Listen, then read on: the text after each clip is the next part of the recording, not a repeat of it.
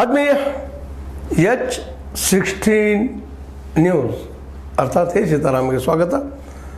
ನಾನು ನಿಮ್ಮವ M.I. ಮಲ್ಲಪ್ಪ ಜೋತಾರ. ಆದ್ಮೇಲೆ ಇತ್ತೀಚೆಗೆ ನಮ್ಮ ಮುಖ್ಯಮಂತ್ರಿಗಳಾದ ಸಿದ್ದರಾಮಯ್ಯನವರು ಕುರುಬರ ಸಾಂಸ್ಕೃತಿಕ ಪರಿಷತ್ತು ಅಥವಾ ಟ್ರಸ್ಟ್ ಹೊರತಂದಿರೋ 31 ಪುಸ್ತಕಗಳು ಹೊರತಂದಿದ್ದಾರೆ.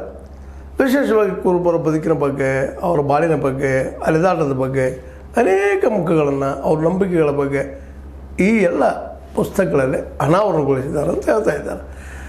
ಮತ್ತು ಇದೊಂದು ವಿಶೇಷವಾದ ಪುಸ್ತಕ, ಯಾಕಂದರೆ ಇಲ್ಲಿಯವರು ಇಂಥ ದೊಡ್ಡ ಒಂದು ಸಮುದಾಯದ ಮೇಲೆ ಪುಸ್ತಕಗಳು ಬಂದಿಲ್ಲ, ಪರಂಪರೆ ಮಾಡಿದ್ದೀವಿ ಅನ್ನೋ ಮಾತನ್ನು ನಮ್ಮ ಪರಿಷತ್ತಿನ ಅಧ್ಯಕ್ಷ H.M. ರೇವಣ್ಣ ಅವರು ಹೇಳ್ತಾರೆ. ಇರಲಿ, ಆ ಸಂದರ್ಭದಲ್ಲಿ ಕೆಲವೊಂದಿಷ್ಟು ಮಾತುಗಳನ್ನು ಮಾತಾಡಿದ್ದಾರೆ. ಅದರ ಬಗ್ಗೆ ಒಂದಿಷ್ಟು ನಿಮ್ಮೊಂದಿಗೆ ಚರ್ಚೆ. ಯಾಕಂದರೆ ಇವತ್ತು ಇಲ್ಲಿವರೆಗೆ ಬಂದಂತಹ ಅನೇಕ ಮುಖ್ಯಮಂತ್ರಿಗಳಲ್ಲ, ಎಲ್ಲರೂ ವಿದ್ವತ್ತಿದ್ದಂಥವರು, ಇನ್ನು ಕೆಲವೊಬ್ಬರು ಜಾತಿಯ ಪರ ಇದ್ದಂಥವ್ರು. ಇವರು ಜಾತೀಯವಾದಿ ಅಲ್ಲ ಅಂತ ನಾನು ಹೇಳೋದಿಲ್ಲ. ಕುರುಬರ ಪರವಾಗಿ ಒಂದಿಷ್ಟು ಒಲವದ, ಅದನ್ನು ಯಾರು ಅಲುಗಳಿಲಿಕ್ಕೆ ಆಗೋದಿಲ್ಲ. ಜಾತಿ ಅನ್ನುವಂಥ ಈ ಒಂದು ವಿಷದ ಚೌಕಟ್ಟು ಏನದಲ್ಲ, ಅಷ್ಟು ಸುಲಭ ಬಿಟ್ಟು ಕೊಡೋದಕ್ಕೆ ಆಗೋದೇ ಇಲ್ಲೇನೋ ಅನ್ನಿಸ್ತದೆ. ಆದರೂ ಅದರೊಳಗಿಂದ ಹೊರಗೆ ಬರುವಂಥ ಪ್ರಯತ್ನ, ಹೊರಗೆ ಬರೋ ಪ್ರಯತ್ನ ನಮ್ಮ ಸಿದ್ದರಾಮಯ್ಯ ಮಾಡ್ತಾ ಇರೋದು. ಅದರಲ್ಲೂ ಮುಖ್ಯವಾಗಿ ಅಂಬೇಡ್ಕರ್ ಬಗ್ಗೆ ಒಳ್ಳೆಯ ಅಭಿಪ್ರಾಯ, ಒಳ್ಳೆಯ ಅಭ್ಯಾಸ ಮಾಡಿರುವಂಥ ಇವರು ಕೆಲವೊಂದಿಷ್ಟು ಮಾತುಗಳನ್ನ ಆಡಿದ್ದ ಮಾತು ನಾವು ಗಮನಾರ್ಹದ. ಮೊದಲದಾಗೆ ಇಲ್ಲೇ ಯಾವುದೇ ಒಬ್ಬ ವ್ಯಕ್ತಿ ಬೆಳಿಬೇಕಾಗಿದ್ದರೆ ಅವನ ಹಿಂದೆ ಒಂದು ಮಿಡುತ್ತಿರ್ತದೆ. ಒಬ್ಬ ದೊಡ್ಡ ಲೇಖಕ ಆಗಿರ್ಬೋದು, ದೊಡ್ಡ ನಾಯಕ ಆಗಿರ್ಬೋದು, ಮತ್ತೇನೋ ಆಗಿರ್ಬೋದು, ದೊಡ್ಡ ಸೈಂಟಿಸ್ಟ್ ಆಗಿರ್ಬೋದು, ತತ್ವಜ್ಞಾನ ಆಗಿರ್ಬೋದು, ಯಾವುದೇ ಆಗಿರಲಿ, ಅದರಿಂದ ಒಂದು ಮಿಡುತ್ತಿರ್ತದೆ, ಹೋರಾಟ ಇರ್ತದೆ, ಸಂಘರ್ಷ ಇರ್ತದೆ ಅದರಲ್ಲ. ಯಾಕಂದ್ರೆ ಒಬ್ಬ ವ್ಯಕ್ತಿ ತಾನಾಗಿ ಒಬ್ಬನಾಗಲಿಕ್ಕೆ ಸಾಧ್ಯ ಇಲ್ಲ.